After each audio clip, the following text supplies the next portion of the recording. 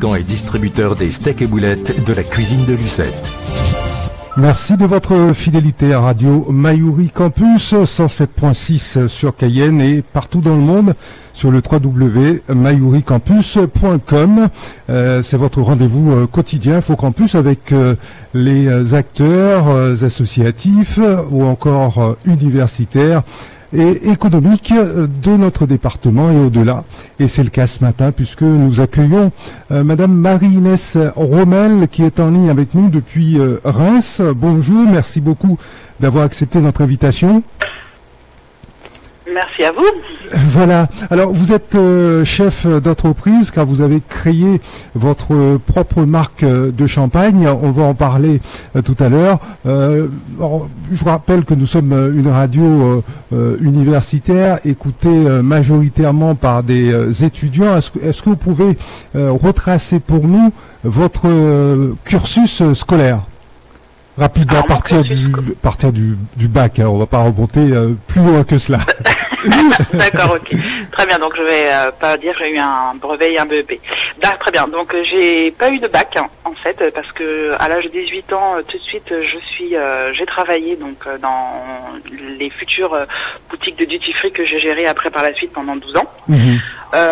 Au bout de 10 ans chez Lagardère, j'ai passé un DUT technique de commercialisation. Ensuite, après, je suis partie chez BNP Paribas. Et quand je suis arrivée sur Reims, j'ai passé un bac+5 en administration des entreprises. Voilà, pour le cursus scolaire. Très bien. Bien évidemment, à côté de cela, j'ai fait des formations en gestion de patrimoine. J'ai fait le fameux TOEIC, bon c'est une formation utile des fois. J'ai fait d'autres formations en fait parce que moi j'aime bien me former et même si aujourd'hui je vais avoir 40 ans, je pense que je ferai d'autres formations parce qu'il est important en fait de toujours se former et se mettre au goût du jour.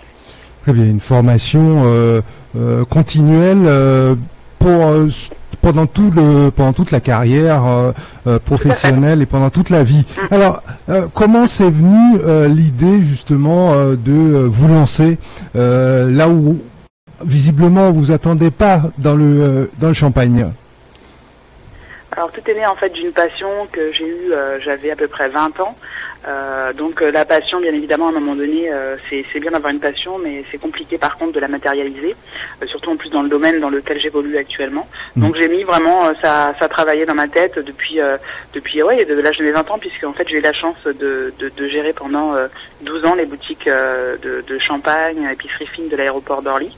Et donc du coup je me suis dit un jour j'aurai ma propre marque de champagne, mais bien évidemment, pour matérialiser tout ça, il faut déjà poser sur papier en fait le projet, et puis aussi il faut avoir, financièrement, il faut quand même avoir un peu de sous. Et pour vous, ça a été difficile de réunir tous ces facteurs-là pour pouvoir vous lancer?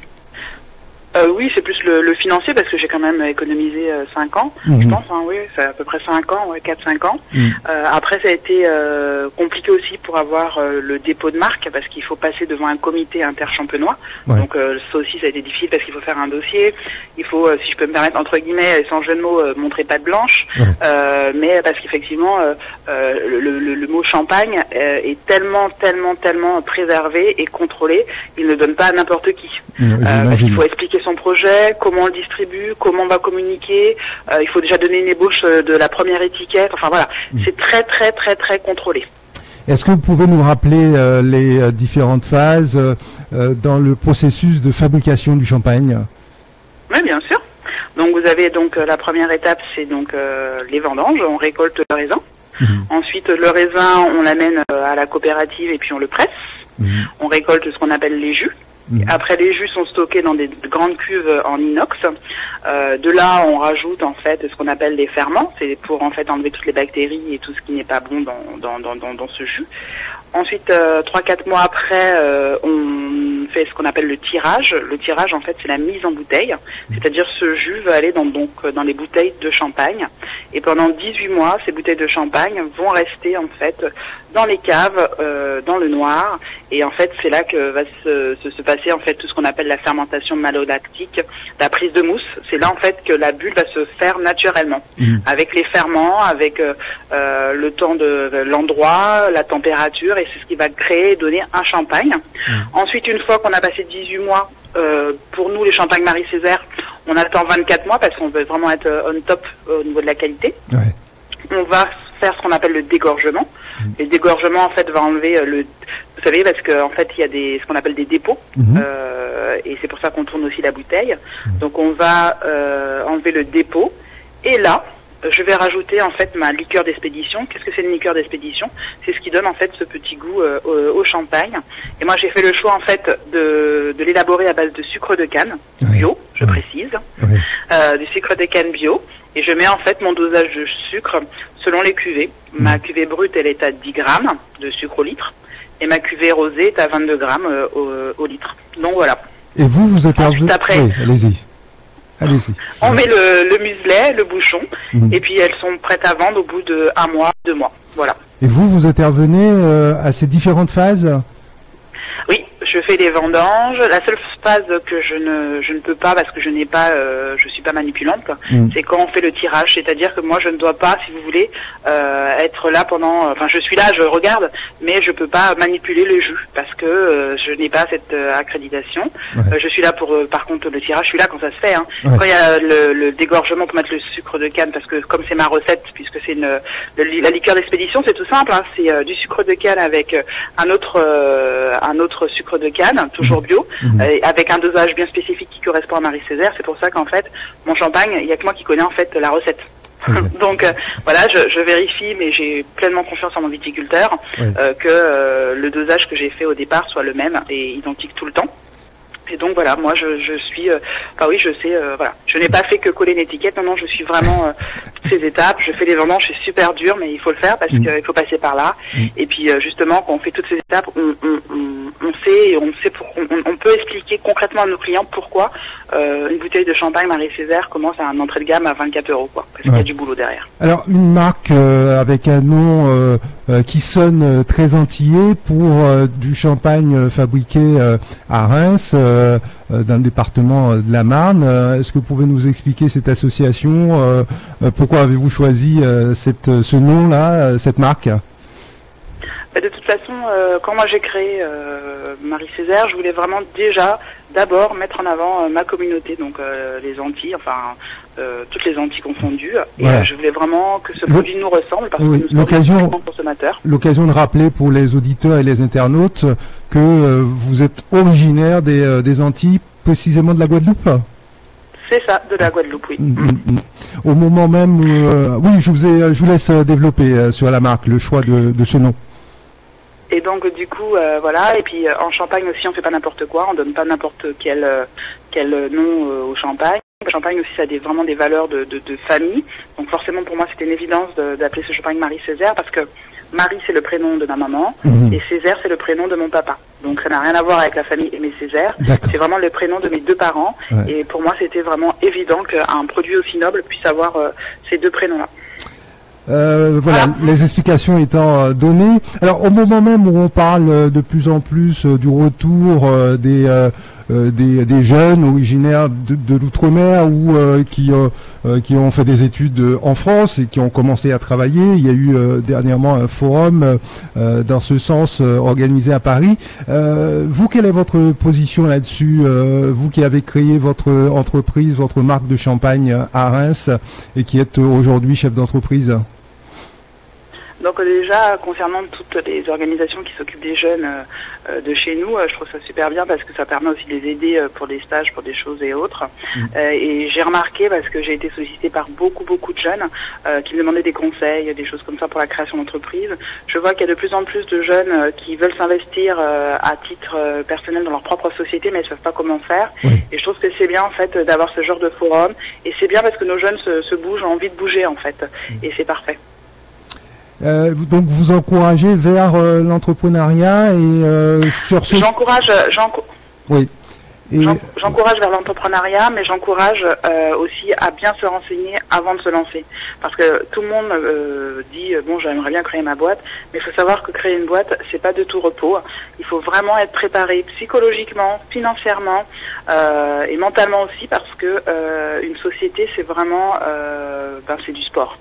Et donc si on n'est pas préparé dans tout ça, on peut vraiment se casser quoi, donc tomber quoi.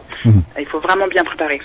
Alors Marie-Inès Rommel, pour revenir à votre champagne, Marie-Césaire, est-ce que aujourd'hui votre production suffit pour satisfaire la demande au niveau métropolitain, au niveau national, sans parler des Antilles-Guyane, on y viendra après. D'accord.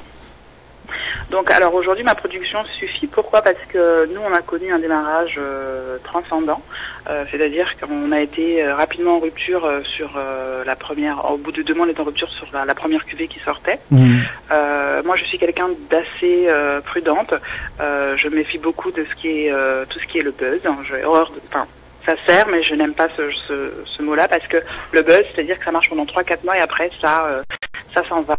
Et je voulais pas en fait, si vous voulez que qu'il se passe cette chose-là pour Marie-Césaire. Donc la première année, on a beaucoup vendu de champagne et cette année, donc nous sommes en année 2. On a moins vendu, mais mieux vendu. Pourquoi? Parce qu'en fait, la première année, on a beaucoup vendu aux boîtes de nuit. Donc les boîtes de nuit, effectivement, quand le particulier me prend une caisse, les boîtes de nuit vont m'en prendre entre 10 à 20 caisses. Ouais. Je travaille aussi avec mon frère Jairo. Jairo, en fait, fait énormément d'événements, joue de la musique un peu partout. Donc aussi, il y avait le milieu de Jairo qui était vraiment c'est vraiment des très très grosses commandes. Et donc, du coup, si vous voulez, pour la métropole, je suis restée au stock de 10 000 à l'année. D'accord. J'en ferai peut-être un peu moins cette année. Mais par contre, donc ce qui est, on va peut-être bien venir, c'est peut-être le pont. Pour les Antilles, si vous voulez, j'ai le stock qui va. Bien, c'est-à-dire que c'est un stock ouvert. J'ai pas de nombre à vous communiquer parce que c'est un stock ouvert. Ce qu'on appelle un stock ouvert, ça peut aller très bien de 10 000 bouteilles à 100 000. Absolument. Mais je ne sur les Antilles, la Guyane, parce que j'ai aussi des demandes sur la Guyane. Mais est-ce que vous avez des distributeurs avec lesquels vous travaillez déjà dans les Antilles Guyane? Alors, si vous voulez, j'en ai depuis le départ, j'en ai trouvé. Il y en a beaucoup qui m'ont contacté, mais comme ils ont du mal à comprendre que nous sommes pas des je suis une marque toute jeune. J'ai pas la même capacité financière que les grandes maisons. C'est-à-dire que demain, eux, ils me prennent une commande et ils ne me payent pas, je peux fermer ma société. Donc c'est pour ça que moi, je fais très attention avec qui je... à l'avance. Demandez peut-être. Exactement, tout simplement parce que j'ai pas du tout cette capacité financière comme les autres maisons à assurer si jamais j'avais justement une assiette quoi. Oui, donc ce que l'on peut comprendre très bien. Voilà. Donc exactement. Et c'est pour ça que il y a beaucoup de personnes qui ne comprennent pas pourquoi on n'est pas là-bas. Tout simplement parce que on peut perdre tout ce qu'on a mis sur pied avec mon frère depuis 2 ans à cause d'une facture impayée, surtout sur les DOM. Bien sûr. Donc aujourd'hui, un Guyanais, un Guadeloupéen ou encore un Martiniquais qui souhaite se procurer du champagne Marie-Césaire, le mieux c'est de les commander en ligne ou en métropole. Alors voilà comment mes clients font. Alors vous voyez, je dis bien que quand les gens veulent quelque chose, ils arrivent toujours à l'avoir. Moi j'ai beaucoup de clients, donc ça m'arrive aussi des autres pays, puisque ma dernière commande d'un autre pays c'était Los Angeles. La dame a commandé donc de Los Angeles, a fait donc la facturation Los Angeles, adresse de livraison Paris, parce qu'elle avait une amie qui était sur Paris, donc que je livre samedi d'ailleurs. Et en plus après l'amie elle ramène les bouteilles de champagne pour la personne. Et pour les Antillais qui ont eu du champagne Marie-Césaire cet été, ils ont tous commandé, parce qu'on a tous quelqu'un qui part en Guadeloupe, en Martinique, en Guyane. Ils ont tous commandé donc de la Guadeloupe ou de la Martinique ou de la Guyane. Adresse de livraison sur la France et la personne a ramené leur champagne. Voilà comment, pour le moment, on se débrouille, mais bon, on verra bien pour 2018. Très bien. Marie-Inès Rommel, quels sont vos projets de développement? Bien évidemment, vous implantez dans les Antilles Guyane, dans la Caraïbe, mais peut-être aussi se diriger vers l'Asie où le marché est beaucoup plus dense, où il y a encore plus de demandes, et augmenter aussi sa capacité de production, à commencer par cela. Oui, en fait, voilà, c'est toujours, moi, j'aurais toujours ce discours-là, et puis je suis aussi bancaire à la base, hein. Donc, je suis aussi bancaire à la base, faut pas oublier. Donc la notion financière, moi, je suis très pragmatique. Oui, j'imagine. Alors, donc, on peut s'exporter partout, enfin, on peut faire tout, mais c'est l'argent. Tant qu'il n'y a pas l'argent pour faire partir la marchandise, ça partira pas, parce que j'ai des demandes du monde entier, mais tant que j'ai pas l'argent sur le compte, ça ne part pas. Tout à fait. Et qu'est-ce que l'on peut vous souhaiter, Marie-Inès Rommel? Me souhaiter, alors en fait, moi mon souhait là, je pense, c'est vraiment d'arriver en Guyane, Martinique, Guadeloupe, parce que ça fait 2 ans que j'ai beaucoup de Guyanais, j'ai beaucoup de Martiniquais, beaucoup de Guadeloupéens qui m'attendent, et mon souhait c'est vraiment d'y arriver en fait. Et même si c'est pas avec des très grosses quantités ou autres, mais de pouvoir, moi c'est très frustrant pour moi, parce que j'ai beaucoup de personnes de ces îles qui me demandent le produit, et je n'arrive pas à leur donner le produit quoi. Et je trouve ça me frustre. Donc voilà, moi me souhaiter ça parce que moi j'ai une relation aussi particulière avec mes clients, je suis très proche de mes clients. Je vais les voir, c'est moi qui les livre, je les connais, je connais leurs enfants, donc je pourrais peut-être pas le faire en Guyane, Martinique et Guadeloupe parce que je suis en France, mais faut jamais oublier en tant que chef d'entreprise ou grosse entreprise, peu importe, c'est le client qui nous fait vivre. Absolument. Donc on se doit de respecter le client qui nous fait vivre. Et moi, aujourd'hui, je ne peux pas répondre à la demande des clients qui m'attendent, et ça, c'est vraiment gênant pour moi. J'imagine. Merci beaucoup, Marie-Inès Rommel, de nous avoir accordé cet entretien. Je rappelle que vous êtes originaire de la Guadeloupe et que vous avez créé votre propre marque de champagne intitulée Marie-Thérèse. Merci, bonne journée à vous. Au revoir. Marie-Césaire. Marie-Césaire, au revoir. Au revoir. Infocampus était une courtoisie de Cogumère, fabricant et distributeur des steaks et boulettes de la cuisine de Lucette.